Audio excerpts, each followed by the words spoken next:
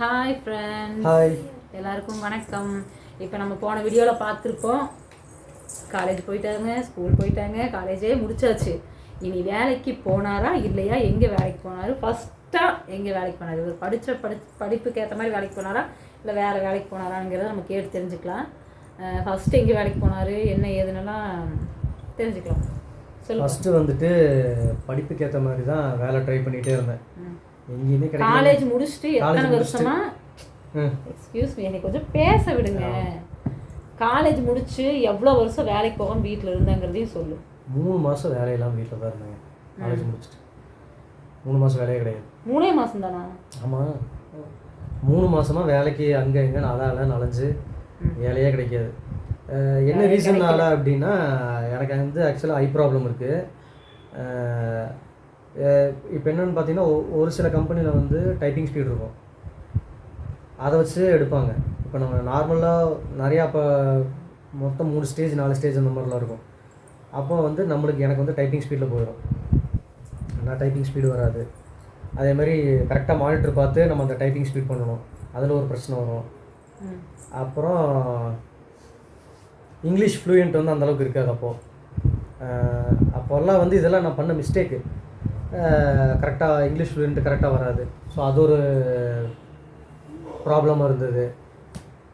அப்புறம் சரி, இது இப்படியே வந்து நம்ம இதுலேயே ட்ரை பண்ணுறது மாதிரி செட் ஆகாது, எந்த ஜாப் கிடைச்சாலும் போகலாம் அப்படிங்கிற சுச்சுவேஷனுக்கு வந்து ட்ரை பண்ணும்போது தான் ஒரு கால் சென்டரில் போய் வேலைக்கு சேர்ந்தேன்.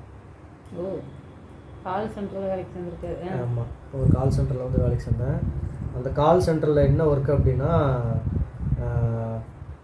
ரிலையன்ஸ் கால் சென்டரில் தான் போய் ஒர்க் பண்ணேன். அந்த கால் சென்டரில் சேர்ந்து ஒரு 1.5 இயர்ஸ் ஒர்க் பண்ணேன். அங்கேருந்து முடித்து இன்னொரு கால் சென்டர் போனேன், வோடஃபோனில் போய் ஜாயின் பண்ணேன். அங்கே ஒரு 6 மந்த்ஸ் ஒர்க் பண்ணேன். அங்கேயும் எனக்கு ப்ராப்பராக பிடிக்கல. அப்புறம் அங்கேருந்து வெளியே வந்து ஜாயின் பண்ணேன். அங்கேருந்து வெளியே வந்து புக்ஃபீல்ட்ஸில் போய் ஜாயின் பண்ணேன். ட்ரை பண்ணி பார்க்கலாம், புக்ஃபீல்ட்ஸில் தான் கிடைக்குதா அப்படின்னு சொல்லிட்டு. ஏன்னா அப்போ வந்து மால் வந்து ஆரம்பித்த புதுசு. ஸோ மாலில் வந்து சேலரிலாம் நல்லா ஹைக் இருக்குன்னு சொல்கிறாங்க, வேணால் ட்ரை பண்ணி பார்க்கலாம் அப்படின்னு சொல்லும்போது, சரி மாலில் ட்ரை பண்ணுவோம் அப்படின்னு சொல்லிட்டு அங்கே போய் ட்ரை பண்ணப்போ அங்கே தேட்டரில் கிடச்சிது. அங்கே ஒரு 5.5 இயர்ஸ் ஒர்க் பண்ணேன். 5.5 இயர்ஸ் ஒர்க் பண்ணி முடிச்சுட்டு அப்புறம் அங்கேருந்து வெளியே வந்து டைட்டில் பார்க்கில். அங்கேருந்து ஏன் வெளியே வந்தேன்? 5 வருஷம் செஞ்சுருக்கேன், அங்கேருந்து ஏன் வெளியே வந்தேன்? அங்கேருந்து வெளியே வந்ததுக்கு ரீசன் என்னென்னா, இப்போது எல்லா கம்பெனிலேயுமே வந்து என்ன ரீசன் சொல்கிறது, உண்மையான ரீசன் சொன்னால் போதும். உண்மையான ரீசன் என்னன்னு பார்த்தீங்கன்னா, நம்மக்கிட்ட இருக்க குறைய வந்து டைரெக்டாக பேசுகிறவங்களும் இருக்காங்க, முன்னாடி விட்டு பின்னாடி பேசுகிறவங்களும் இருக்கிறாங்க. நம்மளை கொஞ்சம் கார்னர் பண்ணுற மாதிரிலாம் சூழ்நிலை நடந்தது. அங்கே 5.5 வருஷம் வந்து நல்லா ஒர்க் போயிட்டு இருந்தது. அந்த கடைசி ஒரு 6 மந்த்ஸ் வந்து வெளியே வந்ததுக்கான ரீசன் வந்து கார்னர் பண்ண ஆரம்பிச்சிட்டாங்க ஐ ப்ராப்ளம்னால. என்ன சொல்கிறது, நம்ம வேலை வந்து பர்ஃபெக்டாக செஞ்சு முடித்து 100% ஒரு தடவைக்கு 2 தடவை செக் பண்ணி தான் நம்ம வெளியே வர்றோம். பட் அது வந்து நம்மளுக்கு தெரியாமையே வந்து சில வேலைகள்லாம் செஞ்சு நம்மளை வெளியே அனுப்புறதுக்கு ட்ரை பண்ணாங்க. எனக்கு அது வந்து ஒரு ஸ்டேஜுக்கு அப்புறம் ஒரு 2-3 மாதத்துக்கு அப்புறம் எனக்கு அது ரொம்ப புரிய ஆரம்பிச்சிருச்சு. நான் அதை நோட் பண்ணவும் ஆரம்பிச்சிட்டேன். சரி, இதுக்கு மேலே நம்ம அங்கே இருந்தோம்னா நம்மளுக்கு அது மரியாதையாக இருக்காது அப்படின்னு சொல்லிட்டு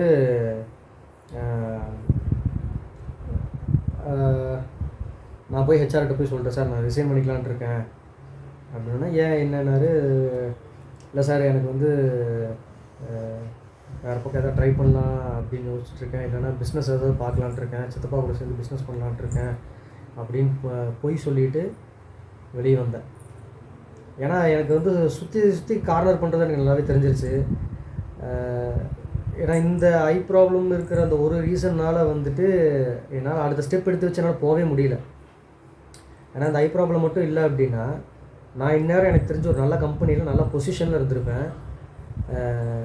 இப்போ இருக்கிறத விட 3 மடங்கு செம்மையாக இருந்திருப்பேன் நான். இப்போ நான் நல்லா இருக்கேன், இல்லைன்னுலாம் சொல்லலை. பட் இதை விட 3 மடங்கு நான் இன்னும் செம்மையாக இருந்திருப்பேன். என் ஒய்ஃபு குழந்தைங்களெல்லாம் ஜம்முன்னு வச்சுருந்துருப்பேன் நான் இன்னி. ஸோ அது வந்து அதோடய வலி வந்து எனக்குள்ளே இன்னும் இருக்குது. பட் நான் அது பெருசாக யோசிக்க மாட்டேன். பட் அது வந்து சில டைம் வந்து அப்பப்போ ஞாபகப்படுத்தும். அதை ஞாபகப்படுத்தும் போது ரொம்ப ஒரு மாதிரி டிஸ்டர்ப்ட் ஆயிரும். என்ன ரியாக்ட் பண்ணுறதுனே தெரியாது. ஸோ அப்படியெல்லாம் இருக்கும். அப்புறம் அங்கேருந்து வெளியே வந்துட்டு வேறு ஒரு கம்பெனியில் ஜாயின் பண்ணேன். வேறு ஒரு கம்பெனியில் அப்பவும் ஒரு 3 மாதம் ஒர்க் இல்லாமல் வேலை கிடைக்காம மறுபடியும் வேறு கம்பெனிலாம் அலைஞ்சு அப்போது இதே சுச்சுவேஷன் தான். பட் 2026 கிடச்சிருக்கு. பட் வந்து ஃபுல்ஃபில்லாக சாட்டிஸ்ஃபைடாக அப்படின்னா 100% சாட்டிஸ்ஃபைடு கிடையாது எனக்கு. ஏன்னா அந்தளவுக்கு கஷ்டம். போனால் ஒரு பிஸ்னஸ் ஸ்டார்ட் பண்ணலாம் அப்படின்னு நினச்சாலும் நம்மளுக்கு ஏதாவது ஒரு முட்டுக்கட்டை போட்ட மாதிரி இருக்கும். பேக்ரவுண்ட் சப்போர்ட் கிடையாது.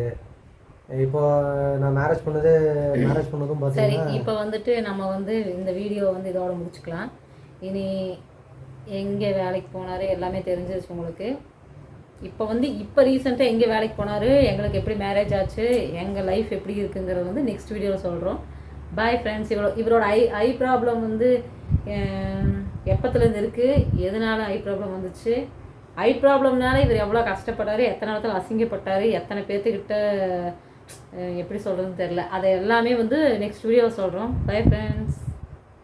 இந்த வீடியோ பிடித்திருந்தால் லைக் பண்ணுங்கள், ஷேர் பண்ணுங்கள், கமெண்ட் பண்ணுங்கள், மறக்காமல் சப்ஸ்கிரைப் பண்ணுங்கள். பாய் பாய் ஃப்ரெண்ட்ஸ்.